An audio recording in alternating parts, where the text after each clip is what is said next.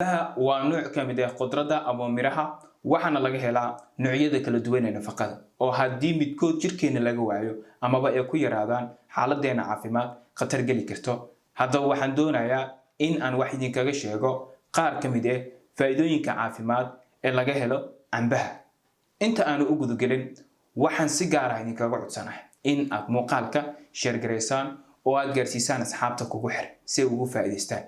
sidoo kale muuqaalka laagde page-kana follow de si ku soo gaaraan muuqaalada caafimaadka oo aan maalin walba halkan soo gelin. Mahadsanid. Cambaha wuxuu ka kooban yahay qaybaha kala duwan ee nafaqada, balse waxa aad ugu badan ama uu qani ku yahay fitamiinada sida vitamin A, vitamin C, vitamin E, vitamin K, folate ama vitamin B9.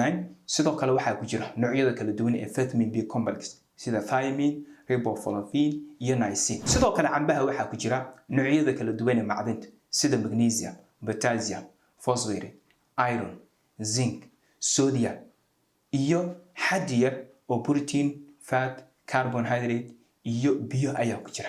guud ahaantooda waxay muhiim u yihiin caafimaadka jirka. haddii midkood jirkeena ku yaraado amaba laga waayo ay xaaladeena caafimaad halis geli karto. haddaba waxaan doonayaa in aan wax idinkaga sheego qaar ka mid ah faa'iidooyinka caafimaad ee laga helo cambaha.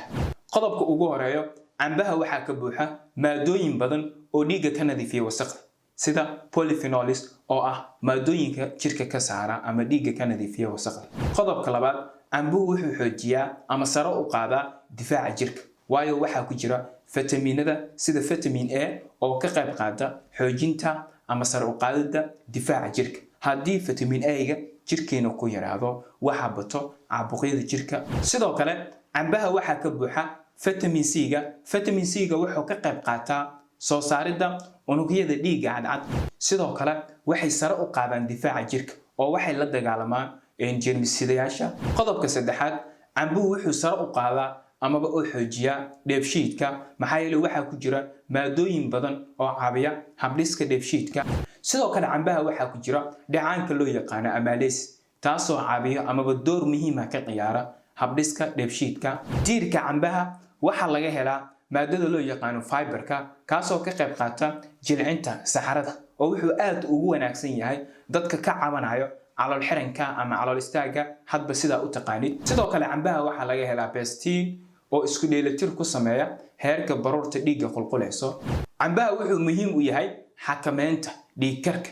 sidoo kale wuxuu caawiyaa murqaha wadnaha waayo waxaa ku jira maadada magnesium-ka oo si dhow ugula shaqeysa wadnaha. sidoo kale cambaha waxaa aad ugu badan vitamin A-ga oo muhiim u ah aragga iyo guud ahaanba indhaha. sidoo kale wuxuu ka hortagaa dhiig yarida maxaa yeelay cambaha waxaa ku jira xaddi yar oo birta ama ironta ama vitamin B9 ama folate hadba sidaa u taqaanid. sidoo kale cambaha wuxuu aad ugu wanaagsan yahay dadka leh xanuunka macaanka ama sokorta maxaa yeelay caleenta cambaha waxay xakameysaa hormoonka loo yaqaano insulin taasoo hoos u dhiga sokorta.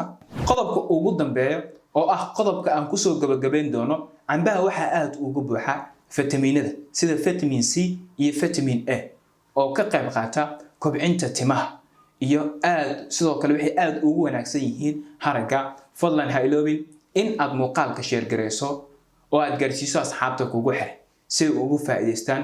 sidoo kale muuqaalka like saar, page-kana follow de si ku soo gaaraan muuqaalada caafimaadka oo aan maalin walba halkan soo gelin. intaasaan ku soo gabagabeynayaa. wassalaamu calaykum waraxmatullahi